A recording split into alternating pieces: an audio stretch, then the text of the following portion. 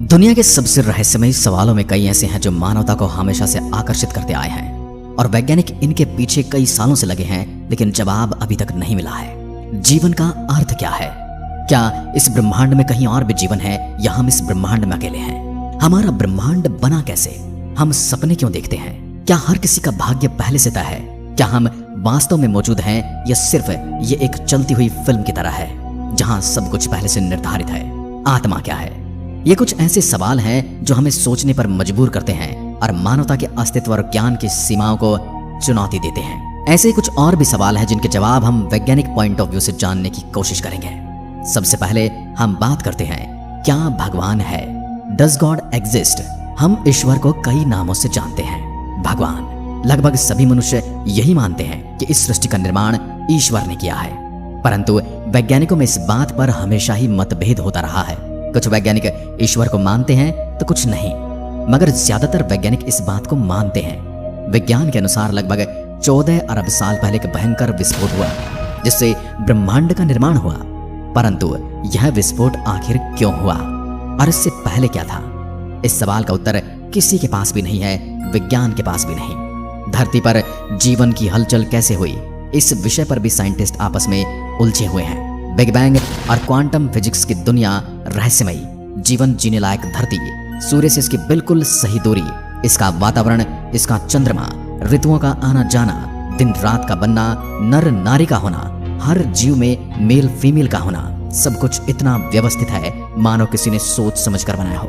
यही सारी बातें हमें ये सोचने पर मजबूर कर देते कि सृष्टि अपने आप नहीं बनी बल्कि इसको किसी ने बनाया है और उसी को हम ईश्वर कहते हैं। मगर क्या भगवान का इस दुनिया में अस्तित्व है या नहीं, इस सवाल के निष्कर्ष पर आज तक वैज्ञानिक नहीं पहुंच पाए हैं। क्या इस ब्रह्मांड में हम अकेले हैं? जिन सवालों का जवाब देने में वैज्ञानिक भी हक्के बक्के रह जाते हैं, उन्हीं में से एक सवाल ये भी है, इस ब्रह्मांड में अनगिनत तारे मौजूद हैं, अनगिनत आकाश गंगाएं मौजूद हैं, अनगिनत सूर्य ग्रह और उनके चंद्रमा मौजूद हैं, तो क्या सिर्फ पृथ्वी ही एकमात्र ऐसा ग्रह है जहां जीवन है? क्या पृथ्वी ही अपने सूर्य से इतनी दूरी पर है, इसके अलावा कोई भी ग्रह इस दूरी पर नहीं है? क्या इसके अलावा कोई भी ग्रह ऐसा वातावरण नहीं रखता जैसा हमारी पृथ्वी रखती है? या फिर कहीं ऐसे जीव नहीं हैं जो अलग वातावरण में भी पैदा हो सकते हैं और जीवन जी सकते हैं? यानी ऐसा ग्रह जहां जीव जंतु हों, और अगर हैं तो फिर वो कैसे हैं? हमसे ज्यादा विकसित होंगे या हमसे कम? अभी हम इस बारे में कुछ भी नहीं जान पाए हैं। यदि पानी में जलचर जीव न होते तो शायद आज हम इंसान यही मानते कि पानी में तो जीवन संभव ही नहीं, क्योंकि यहाँ पर्याप्त मात्रा में ऑक्सीजन नहीं है, जबकि हर जीव जंतु तो ऑक्सीजन के सहारे ही चलता है। मगर पानी में रहने वाले जीव जंतु ये साबित करते हैं कि पानी में भी जीवन है, और पानी ही नहीं, समुद्र की गहराइयों में भी जीवन है, जहाँ हम कुछ समय पहले तक ये मानते थे कि वो जगह वीरान है। भले जीने के लिए जरूरतें अलग अलग हों, लेकिन जीवन तो है। तो हो सकता है इसी प्रकार के दूसरे प्लेनेट पर रहने वाले जीवों के लिए भी जीने के लिए कुछ अलग वातावरण की आवश्यकता हो। उन्हें जीने के लिए ऑक्सीजन की नहीं बल्कि अपने ग्रह के ही किसी मटेरियल की जरूरत हो। मगर इस बारे में स्पष्ट रूप से हम न तो अभी जान पाए हैं और न ही इसे ठीक ठीक एक्सप्लेन कर पाए हैं, न ही ऐसी कोई थ्योरी दे पाए हैं जो ये साबित करती हो कि ब्रह्मांड में हम अकेले नहीं हैं। ब्रह्मांड किस चीज से मिलकर बना है? जो भी मटेरियल हम अपने आसपास देखते हैं वह एटम से बने हैं, मगर समस्त ब्रह्मांड का केवल 5% हिस्सा ही एटम से बना है। बाकी 95% हिस्सा किस चीज का बना है यह हम नहीं जानते। अब तक वैज्ञानिकों ने जितनी भी खोजें की हैं, जितने भी अध्ययन किए हैं, उससे यही पता चला है कि ब्रह्मांड का ज्यादातर भाग 2 चीजों से मिलकर बना है। पहला, डार्क मैटर। वैज्ञानिक कहते हैं ये नॉर्मल मैटर से बिल्कुल अलग तरह का मैटर है।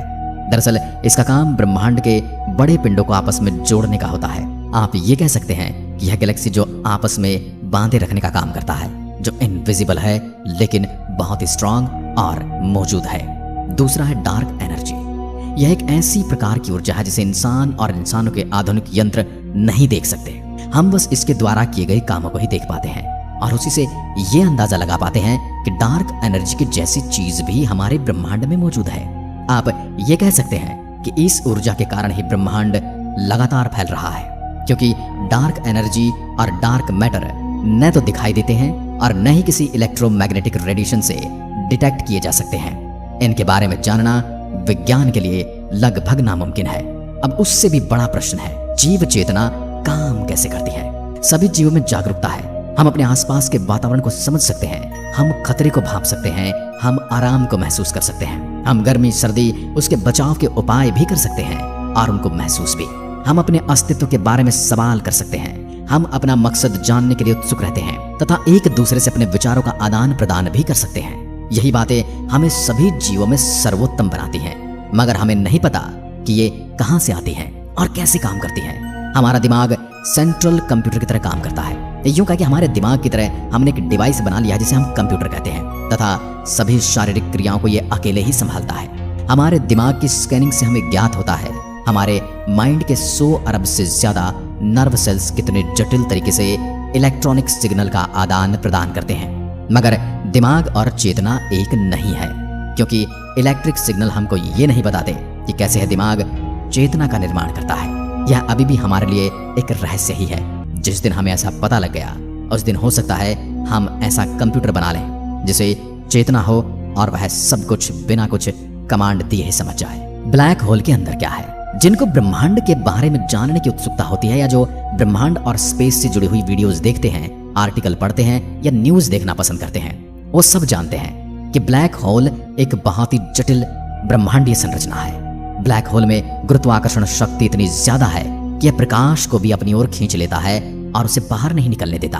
यानी अगर आप किसी टॉर्च से ब्लैक होल के ऊपर से दूसरी तरफ प्रकाश भेजने की सोचेंगे तो आपकी टॉर्च की रोशनी सीधे न जाकर मुड़ जाएगी और नीचे ब्लैक होल में चली जाएगी। यानी जो प्रकाश की रेखा को भी मोड़ सकता है वो है ब्लैक होल। हम पिछले कुछ दशकों में ब्लैक होल के बारे में बहुत सारी जानकारी इकट्ठा कर पाए हैं, लेकिन हम अभी तक ये नहीं जानते कि उसकी दूसरी तरफ क्या है। आइंस्टाइन के अनुसार ब्लैक होल अनंत रूप तक छोटा होता चला जाता है, जबकि वर्तमान खगोल शास्त्रियों के अनुसार यह दूसरे ब्रह्मांड में जाने का द्वार भी हो सकता है, जिसकी शक्ति का इस्तेमाल करके हम काफी कम समय में दूसरे ब्रह्मांड में प्रवेश कर सकते हैं, जहां पर हो सकता है हमें हमारे उस प्रश्न का भी उत्तर मिल जाए जिसमें हम सोचते हैं कि क्या हम इस ब्रह्मांड में अकेले हैं? क्या भूत होते हैं? इसके बारे में कुछ लोग कहते हैं कि भूत होते हैं, कुछ लोग भूत प्रेत कुछ नहीं मानते, कुछ लोग इनसे जुड़ी कहानियां सुनाते हैं और अपने साथ घटित घटनाओं का जिक्र भी करते हैं। यूं तो भूतों को देखे जाने और उनके सबूत के तौर पर भूतों की फोटो और वीडियोस इंटरनेट पर भरे पड़े हैं, मगर विज्ञान को अभी तक इसका कोई ठोस प्रमाण नहीं मिला है जिससे ये कहा जा सके कि हमारी इस पृथ्वी पर भूत भी रहते हैं। भूत केवल एक समय का हिस्सा है जो बीत चुका है, ऐसा इस शब्द का अर्थ प्रतीत होता है। इसके लिए वैज्ञानिकों ने इलेक्ट्रोमैग्नेटिक फील्ड डिटेक्टर और थर्मल इमेजिंग कैमरे से कुछ चीजें बताने की कोशिश की है और कुछ आधुनिक यंत्र भी बनाए हैं, लेकिन उनके हाथ ऐसा कुछ नहीं लगा जिससे ये साबित किया जा सके कि भूत प्रेत होते हैं। मगर कुछ लोग भूत होने का दावा करते हैं। क्या आप भूतों में विश्वास करते हैं? तो हमें कमेंट करके जरूर बताइएगा। क्या आपने भी किसी भूतिया शक्ति का अनुभव किया है? जरूर बताइएगा। अब एक और सवाल है, हमें सपने क्यों आते हैं? विज्ञान इस बात का तो पता लगा चुका है कि हम सपने कैसे देखते हैं।